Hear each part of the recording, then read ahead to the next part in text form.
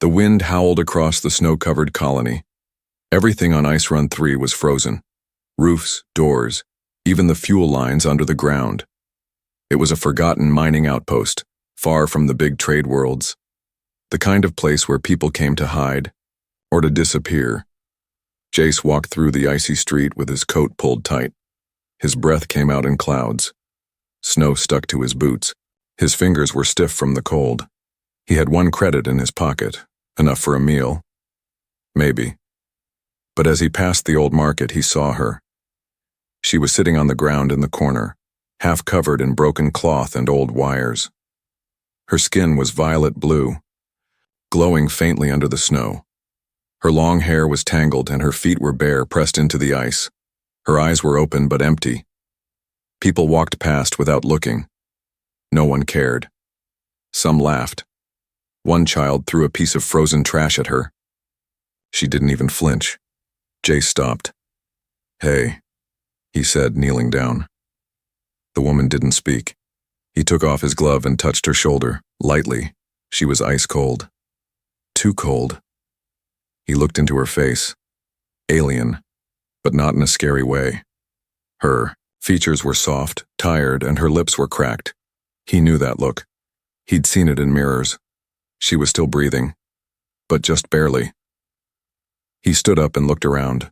No shops were open except a small gear supply stall. He walked to the vendor. A grumpy old man looked up. "What do you want?" "A blanket. Thermal if you have it." 1 credit.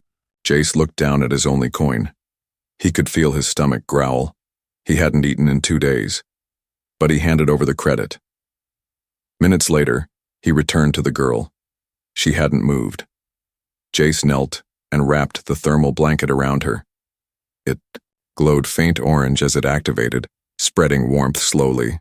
Still, she didn't speak. He placed 1 hand over hers, just for a second, then stood. He walked away. That night, Jace lay in his tiny metal room above the old repair shop. His bed was hard. His belly was empty. But he slept easier than he had in weeks because maybe for once he had done something good. The next morning, Jace opened his door to go find work. He stopped cold. Someone was standing outside, wrapped in the same blanket, the alien woman. Her hair was neater now. Her skin glowed a little brighter, and her eyes, still quiet, now looked at him directly. Not afraid, not broken, just searching. She held out the blanket. Jace blinked. "No, it's yours. Keep it." She shook her head, then pointed at the heater behind him. She didn't want heat anymore. She wanted shelter. Jace stepped aside. "You can come in." She entered slowly. Her bare feet made no sound on the floor. She didn't touch anything. Didn't speak. She sat near the heater, curled up in the corner, and for the first time, closed her eyes to sleep. Later that day, Jace returned with a half-frozen protein bar and a jug of water. He placed them near her. "Here. It's not much, but it's better than nothing." She opened her eyes and nodded once. Then softly her voice came, dry and slow. "Why?" Jace blinked. "Why what?" She looked at him. "Why, did you help me?" He sat down across from her, shrugged. "I guess I just couldn't walk past you." Silence filled the room for a while. Then she spoke again. "My name is Valari." Jace smiled slightly. "Nice to meet you, Valari. I'm Jace." She nodded, then looked at the floor. "I had a name once," she whispered, "before the snow took it from me." Jace leaned back against the wall. "Well, looks like it's yours again." Outside, the snow kept falling. But inside that small room, a spark had lit. A human and a freezing alien widow. 2 broken souls. 1 blanket, and something neither of them expected. A second chance. As Valari slowly drifted to sleep, Jace didn't notice the neighbor across the alley staring through the window. His expression dark, his voice low. Human filth sleeping with aliens now? He reached for his comm unit. "Someone needs to deal with this." Jace woke up to the smell of heat, not food, just warmth. In a frozen colony like Ice Run 3, even warmth had a scent. Metal, dust, and recycled air mixed with old machine oil. He turned and saw her again. Valari. She hadn't left. She still sat quietly near the small heater, her legs crossed, blanket wrapped around her like armor. But something was different. Her eyes were open, and this time they were watching him. He sat up, rubbing his neck. "Morning." Valari said nothing at first. Then after a pause, she nodded once. Small things mattered now. A nod. Eye contact. This was more trust than she had given anyone in months, maybe years. Jace stood and poured some water into 2 cracked mugs. "No coffee," he said, handing one to her. "But at least it's not frozen." She held the mug carefully, fingers curling around the warmth like it was treasure. He watched her drink slowly. Every sip looked like it hurt her throat. But she didn't waste a drop. Outside, snow slammed against the thin walls. A storm was coming. But inside the room was quiet. Safe. For now. Later, Jace stepped out to get supplies. He walked quickly through the narrow alleys, head down. He could feel the stares. People had noticed. A few muttered under their breath as he passed. "Sleeping with the alien now? You know what she is?" "No loyalty to your own kind." Jace ignored them. He'd seen what real monsters looked like in the war. They didn't always have claws or fangs. Sometimes they wore coats and smiled while people starved. He bought a tin of soup and a small pack of rice with borrowed credits. On his way back, he saw something scratched into his door. Xeno Lover. Jace stopped, touched the letters with his glove, then opened the door. Inside, Valari stood, her face unreadable. She had seen it. He set the food down. "Don't worry, I'll scrub it off." She didn't sit this time. She stood near the window, silent, then said, "You should send me away." Jace turned. "Why?" "They hate me. They hate you for helping me." He shrugged. "Let them.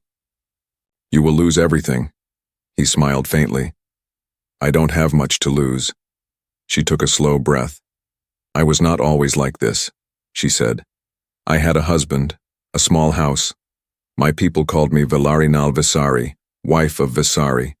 Jace nodded. "What happened?" "War," she whispered. "He was drafted. I never saw him again. His name was wiped from the records. Without him, I became invisible. Refugee, trash." Her hand curled into a fist. "So I walked, until my feet bled, until I forgot how to speak." She looked at him, her voice trembling. "Until you gave me a blanket." Jace didn't know what to say, so he said what he felt. "You were never trash. You were just forgotten." He stepped closer, gently holding her hand. "And now I remember you. That's enough." That night, Valari didn't sit by the heater. She sat beside Jace, not touching, not clinging, just close. And before the light went out, she whispered, "You can call me Valari again because now I feel like her." Meanwhile, across the alley, a man named Rusk watched the window again. His face was hard. His breath steamed in the cold. He tapped on his comm unit. "Yeah, the human's still hiding. Her, the alien girl. Want me to handle it?" A voice replied, "No, not yet. Let's wait for the next supply drop. Then we teach him what it means to betray his own kind." The next day, Jace found boot prints outside his door. Fresh, heavy, deep. In the snow, someone had stood there for a long time watching, and Valari was not safe anymore. Valari was learning how to smile again. It started small, just the corner of her lips curling up when Jace handed her the last bite of soup, even though he was still hungry. Then it happened again when he made a joke about his old boots falling apart. The smile didn't last long, but it was real. For a woman who had once forgotten her name, that was no small thing. But while things warmed inside Jace's small room, the world outside was growing colder. The snowstorms weren't the only threat now. Whispers had started. In the crowded bar near the colony's core, men in heavy coats leaned close to one another. "You hear about Jace?" Taking in that alien. "Widow. Sleeping with her, they say. Disgusting. Old miners, out-of-work patrolmen, and bitter drunks all found someone new to blame for their cold lives. He's one of us, now he's siding with them. Aliens killed my brother in the war. He should be next." Rusk, the same man who had stared through Jace's window, smiled in the corner. He didn't drink. He just listened and fueled the fire. "What if she's a spy? You know what their kind can do with heat, right? One scream and she'll cook us alive." A few men laughed. A few didn't. Hate never needed proof. Just direction. Back in the room, Valari was cleaning, quietly. She folded the thin blanket with care and placed it on the bed. Her movements were soft, controlled, like she was afraid to break something, even the silence. Jace entered, shaking snow from his coat. "Guess what?" he said. "I found canned beans that weren't frozen." Valari smiled faintly. But her eyes weren't right. "You okay?" he asked. She hesitated, then said softly, "I went out this morning. Just for a minute. I wanted to feel the sun." Jace frowned. "That's fine." "No," she said. "Someone spat near me. Called me a warm-blooded roach." Jace's hands clenched. "Who?" She shook her head. "Doesn't matter." He stepped closer. "It does to me." Valari looked up at him, voice quiet. "You gave me a home. I don't want them to take it from you." Later that night, they shared the small meal in silence. The snowstorm outside screamed like a dying engine. Inside, Valari leaned against Jace. He didn't move away. Her body gave off a soft heat now, not dangerous, just comforting. It wasn't survival anymore. It was intimacy, not forced. Not rushed, just earned. But across the street, another plan was forming. Rusk stood in a darkened storeroom with 3 others. One of them held a bottle of clear liquid. Another checked a bundle of wiring. Rusk lit a match, smiled, and said, "Tomorrow night. After the supply drop. They won't know what hit them." The next morning, a notice appeared on Jace's door, painted in red sharp letters, "Get out. Alien lover." Valari saw it first. She didn't cry. She didn't scream. She just sat down beside it and started scrubbing with a rag. Jace came out moments later. When he saw her on her knees cleaning hate from his wall, something inside him snapped. He knelt beside her and placed his hand over hers. "You don't clean this," he said. "This isn't your shame, it's theirs." She looked up at him, and for the first time she said it. "I'm scared." He held her hand tighter.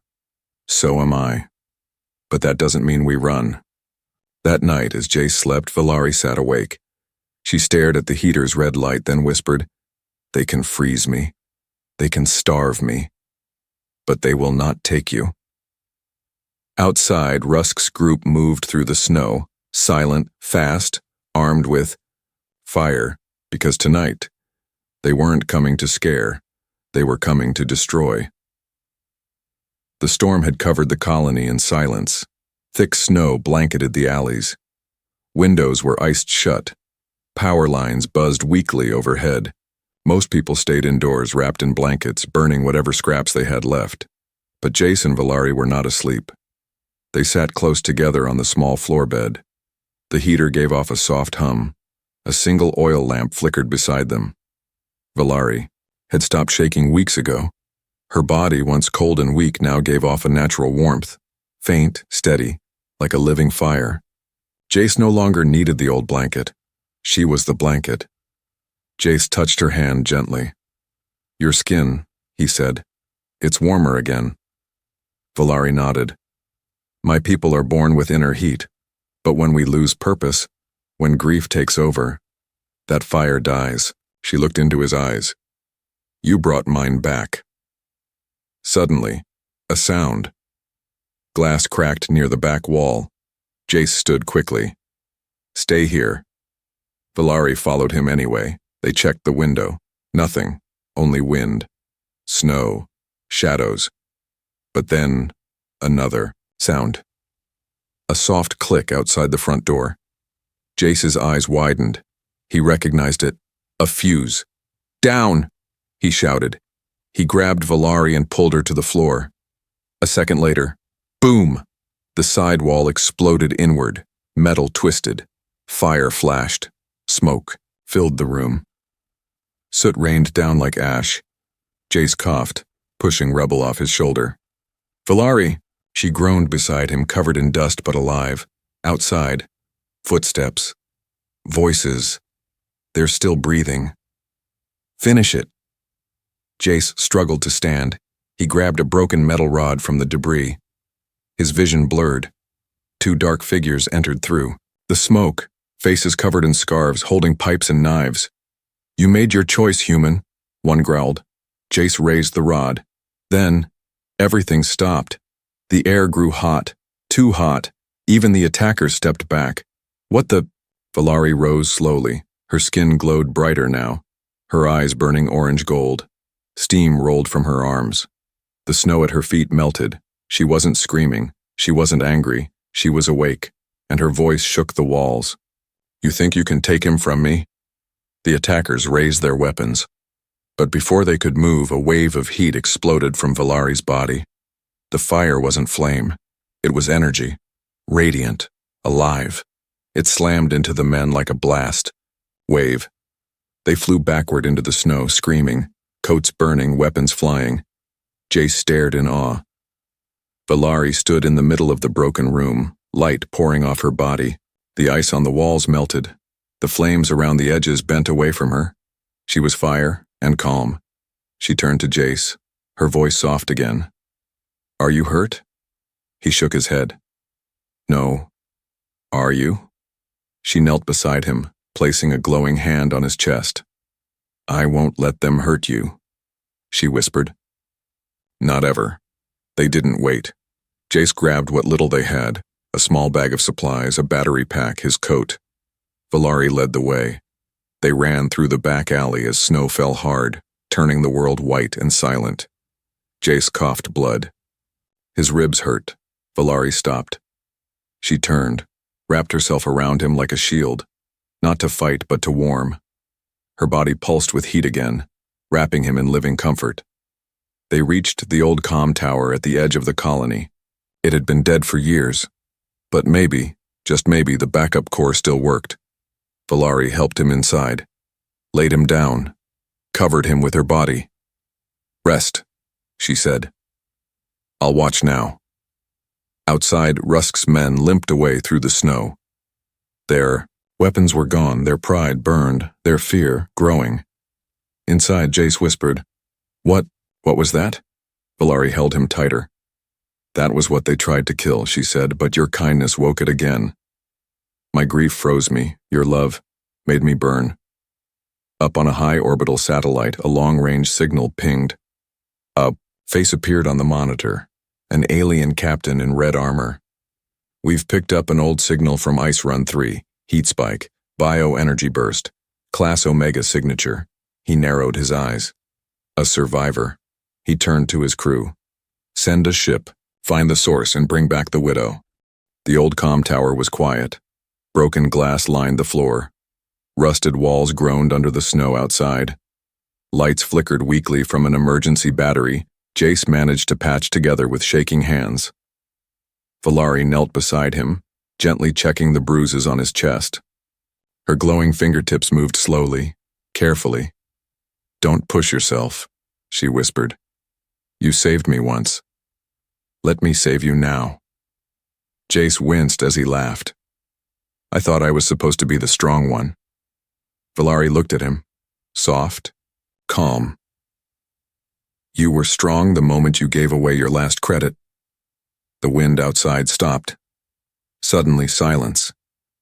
Then, A deep hum. Jace opened one eye. Do you hear that? Valari stood and moved to the tower window. What she saw made her breath catch. A sleek red and silver dropship hovered over the frozen cliffs, its engines glowing bright against the white. A strange symbol was painted on its wings, one she hadn't seen in many years. It belonged to her people, the Velisari Flame Guard, the elite enforcers of her homeworld. She stepped back. They found me. Jace sat up confused. Is that good or bad?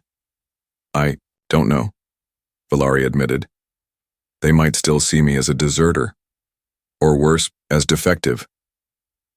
Defective? Jace asked. Valari nodded. My fire died. That means I was seen as unfit, weak. She turned to him, her face torn between hope and fear. If they take me, they might not let me come back. The ship touched down. The snow hissed beneath it. From the bay door, 3 armored figures stepped out. Tall, silent, glowing red eyes behind steel masks.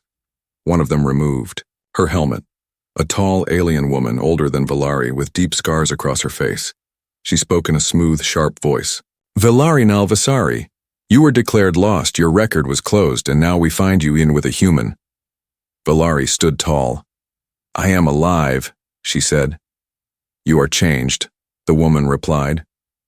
Valari didn't flinch. Yes, and stronger. Jace stepped forward. I don't know who you are, lady, he said. But she's not leaving unless she wants to. The woman raised a brow. Do you speak for her? No, Valari said. He stands with me. The Flame Guard leader studied Valari's face, then her hands. Her skin still glowed, warm, steady.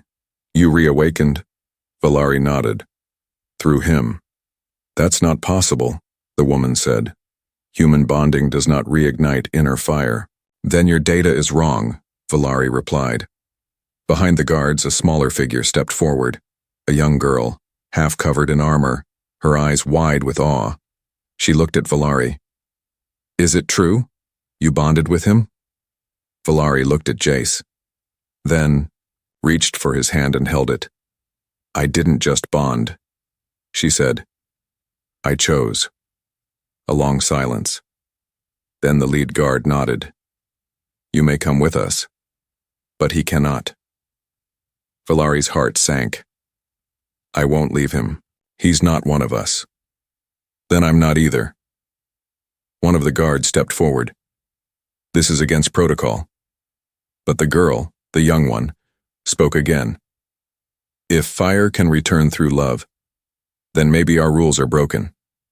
The leader looked at her, then back at Valari. Finally, she said, then we change the rules. That night, the dropship lifted off, but it didn't take Valari away. It brought supplies, food, medicine, a small heater, and a private comm band with a frequency only for her. You are not forgotten anymore, the leader said. Inside the comm tower, Jace leaned against a wall. His ribs still hurt. Valari curled beside him, arms around his chest, heat pouring into his body like sunlight. He looked at her. You were ready to fight them. She smiled. I was ready to fight the whole galaxy above for you. On a quiet world far from Ice Run 3, a message was being transmitted through secure channels. The widow has reawakened. Through human contact, she is not alone, and others may follow.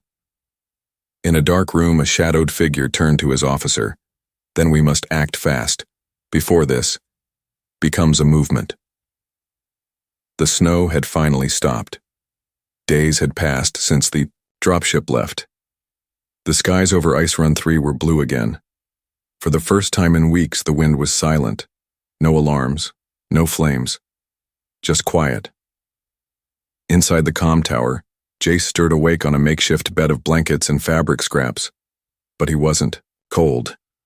He was never cold anymore, because Valari was wrapped around him, arms, legs, warmth.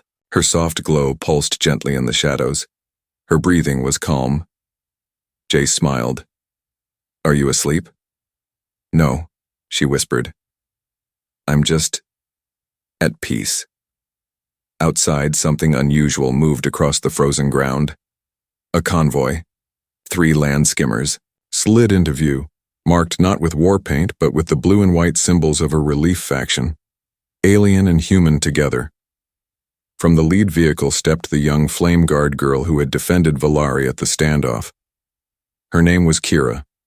She waved up at the tower. We brought what we promised. Valari and Jace helped carry down crates, power cells, clean water, food packets, heat stones, even spare tools and replacement wall panels. But that wasn't all. A small, folded shelter pod came next. A new home, gifted to them by the Flame Guard. Simple, quiet, safe. They set it up beside the tower near a stream that had thawed under the sunlight. It wasn't big, it wasn't rich, but it was theirs. Inside, Valari placed a single item on the shelf, the blanket, the same one Jace had given her on that frozen day. She folded it neatly and set a tiny light above it. "Why keep that old thing?" Jace asked. Valari turned to him, her expression soft. "Because it was the first warmth I felt, after my heart froze." That night, they lit the new heater and made soup together. Kira stayed for dinner, curious and smiling. "I've never seen a bonded pair like you two," she said. Valari tilted her head. "We're not bonded by force, or by blood, or by code." Jace grinned. "We're just stupid enough to care." They laughed, and for once the sound wasn't followed by worry. Later, Kira handed Valari a glowing datapad. "A list of survivors," she explained. "From your homeworld, other widows, exiles, ones who lost their fire too." Valari scrolled through the names. Some she remembered, others she didn't. But one thing connected them all. They had been left behind. She looked at Jace, then back at the list. "I want to find them," she said. "You're not done running," he replied. She shook her head. "I'm done hiding." In the weeks that followed, their shelter became more than a home. It became a waypoint, a place where people came, refugees, broken veterans, hybrid children, looking for help, or just for a warm place to sleep. Valari welcomed all of them, and when they asked her name, she never said widow, she never said lost. She said, "I'm Valari of the Flame, and this is Jace. He gave me a second chance, so now we give one to you." One day, a little alien girl wandered up the hill carrying a broken solar panel. She had no shoes. Her skin was cracked from cold. Valari smiled and stepped out with a fresh blanket, just like Jace had done for her. Jace watched from the window, heart full. He didn't say anything, but inside he thought, "I gave away my last credit for that blanket. And it gave me everything I never knew I wanted, far away. On a high orbital station, a silent council met behind closed doors. They watched Valari's camp grow, watched the people arriving, watched the sparks spreading like wildfire. "She should have died," one counselor said. "Now she's building a movement," another whispered. "She's not just warming hearts. Anymore, she's setting them on fire." The wind outside still blew hard, but inside their little shelter the world was quiet. Jace lay awake in bed, staring up at the soft fabric ceiling of the pod home they'd built together. The glow of the heater lit the room in a warm gold. Shadows danced on the curved walls. Beside him, the shape of Valari lay still, wrapped in a sheet and peace. But Jace didn't sleep. He was thinking about how this all started, with a coin and a blanket, and how that tiny act of kindness had somehow built a life. Valari stirred beside him. She rolled over, one arm slipping across his chest. "Are you cold?" she asked, half asleep. Jace smiled. "Haven't been cold since you moved in." She laughed gently, breath warm on his skin. "I used to think I would die alone," she said. "I used to think I didn't matter," Jace replied. They didn't need to say more. The blanket said it all.